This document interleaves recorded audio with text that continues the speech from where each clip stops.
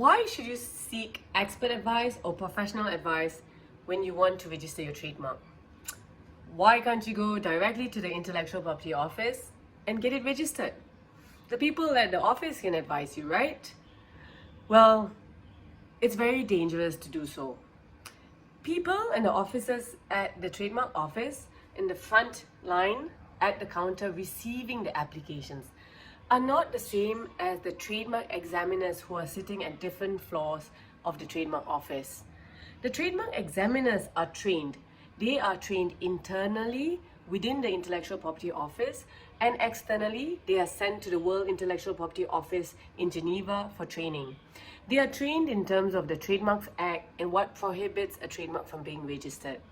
So if you are getting advice from a trademark examiner, it might be advice that you can rely on. But relying on advice from those at the trademark counter, the trademark front line, which accepts the application, may be incorrect advice. It may be advice that is very dangerous to rely on.